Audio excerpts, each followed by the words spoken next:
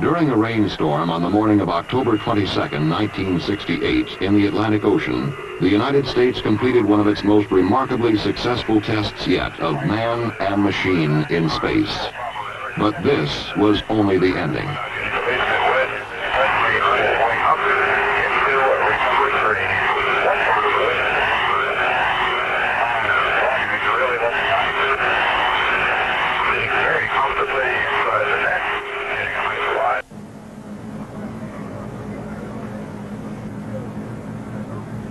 It was on a clear morning almost 11 days earlier at the Kennedy Space Center's Launch Pad 34 in Florida that we witnessed the beginning of the first manned mission in the United States Apollo program to land astronauts on the moon.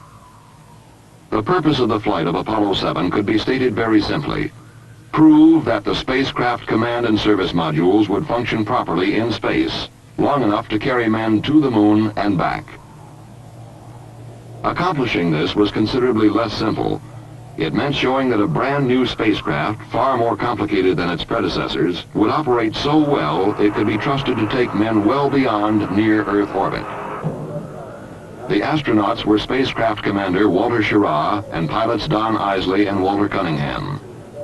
The Kennedy Space Center had spent long days in preparation and checkout, working toward a launch time which had been set for months. It was not by chance that Apollo 7 lifted off only 2 3/4 minutes after the appointed moment. 5, 4, ignition, GR.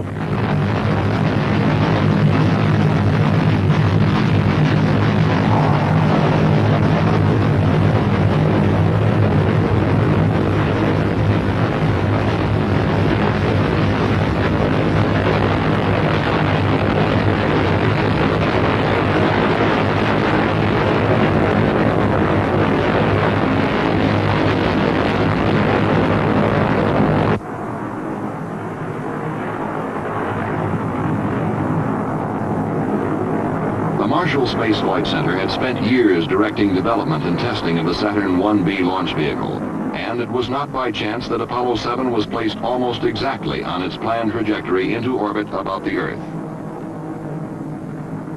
Your Godspeed, Apollo 7.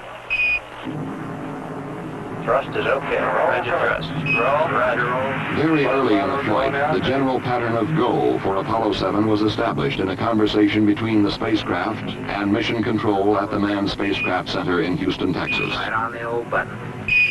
Very good. Flight booster. Yeah. We appear we may be slightly marginal on rocks. Okay, stand by. Cut off. J2 cut off. Beautiful. Fido. Flight Fido, we're go. Go across the board. TMC looks good, flight. 25, 553. H dot is minus 4 balls 1. Across the board. 7, we have you go for orbit. You're go for orbit. Apollo 7 was also go for an exhaustive series of tests of its worthiness in space. One of the first things which had to be learned was whether the astronauts could control the spacecraft combined with the S-4B Saturn stage. A very similar thing would have to be done during the early phases of a lunar mission. The answer was not long in coming. 3, 2, 1, mark. S-4B test complete. Beautiful. That was outstanding. Real fine. Outstanding. Next, the spacecraft and S-4B stage were separated. The question now was whether the astronauts could turn their spacecraft around and control it to the degree required for future physical link-ups with equipment in space. For this, too, would have to be done in the lunar flight. And again, the answer was yes. Those little flashes like Johnny? Something that will not be seen in the lunar flight or in any other forthcoming Apollo mission were the panels at the top of the S-4B stage. They will simply be jettisoned in the future, but they drew comment in Apollo 7. And the slot panel at the top, left, and bottom are opened, and I would just be about 45-degree angle, and the slot panel on the right is just opened, maybe 30 degrees at the very best. Roger. Looks like you're looking at a 4-jawed angry alligator. Apollo 7 escorted its spent S-4B stage through space for perhaps 30 minutes, then departed. That's a bigger one, Tom. Ready now? Yes. Yeah.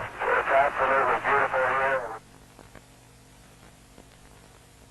The following day, Apollo 7 burned its spacecraft propulsion system for the first 2 times in the mission and returned to its 4-jawed alligator, which was now angrier than ever. Apollo 7, Houston, how close are you now? Pretty close to about 70 feet. It's tumbling rather wildly, so we're trying to stay away from it. Roger, understand. We can copy that, Okay, separation. In this maneuver, Apollo 7 had accomplished the first rendezvous of the program, and in so doing had proven capable of meeting still another requirement for lunar flight.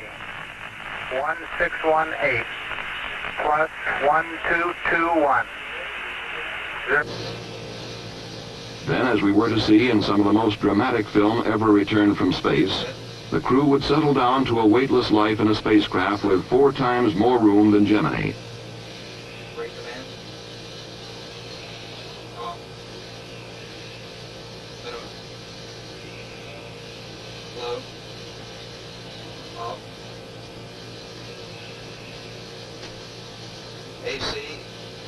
There would be a host of other tests under a host of other conditions.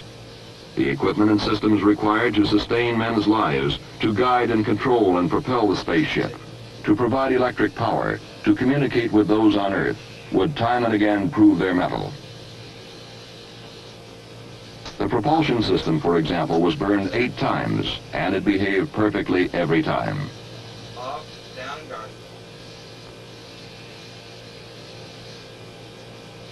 Auto.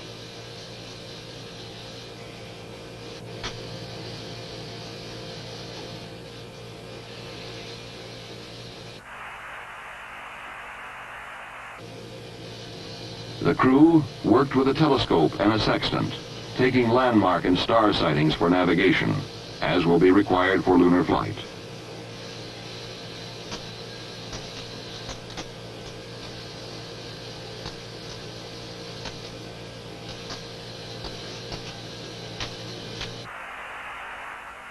And they discovered on occasion that water particles which had been dumped overboard could be confused with stars. Care will have to be taken to avoid this confusion on future flights.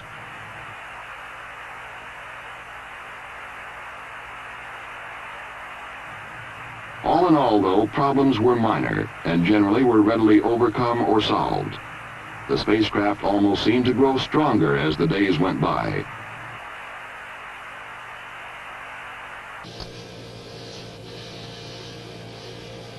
But Apollo 7 was as much a test of man as of machine, and human errors were not taken lightly.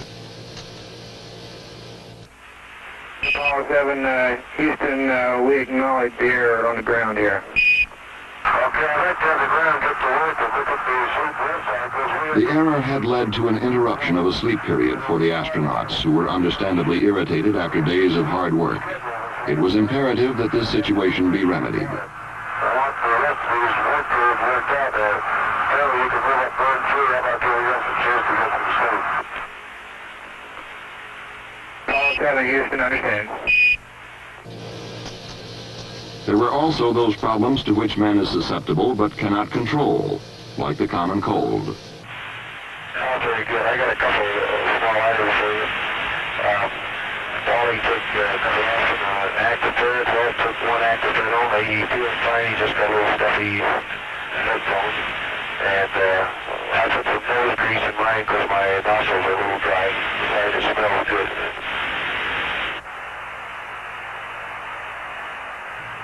As the cold spread to all 3 astronauts, doctors feared that there might be discomfort, even pain, with eardrums as pressure increased during re-entry.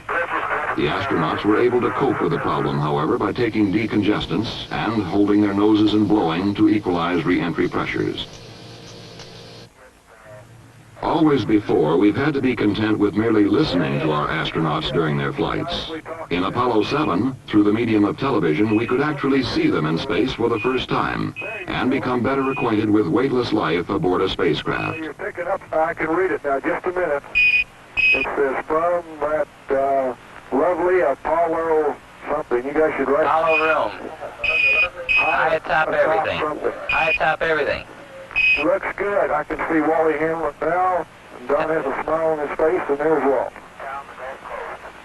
Okay, what's the next one? A little closer, Wally. Says keep those cards coming. Cards and letters coming in. Coming in, folks. It's loud and clear. Roger. Good morning to everyone in television land. You're looking at the right-hand portion of the main display console. In the upper left-hand portion of your view, you would see the instrument that has to do with the cryogenics that are used to power the fuel cells and provide breathing oxygen to the spacecraft. As the flight of Apollo 7 proceeded day by day, confidence in men and equipment grew. The astronauts became accustomed to their home high atop everything. They had a chance to evaluate it as a place to live and work in space. Set. Set.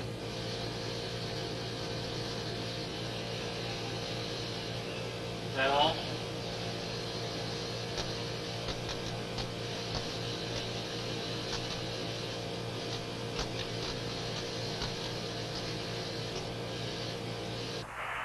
There was a chance to photograph Hurricane Gladys, which raked across Florida and headed out into the Atlantic. There was a chance to photograph areas of the Earth not previously pictured from space. For example, the coast of Chile and the Andes mountain range.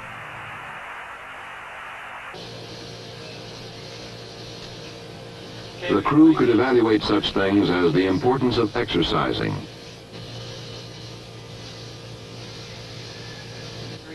the quality of sleeping arrangements, the palatability of food, seemingly small items, but things of essential importance in a lunar mission. They even recorded the preparation of a drink for a meal.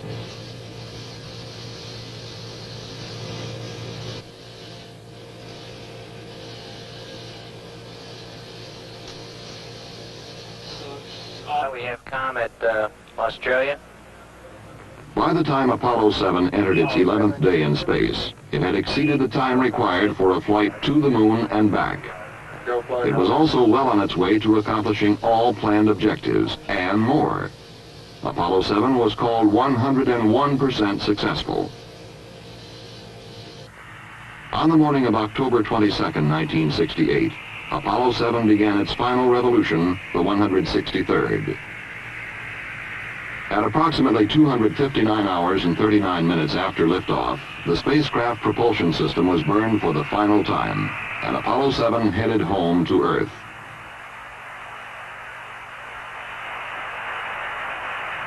From motion picture film recorded during an earlier unmanned Apollo mission, we get some idea what the trip back through the atmosphere was like.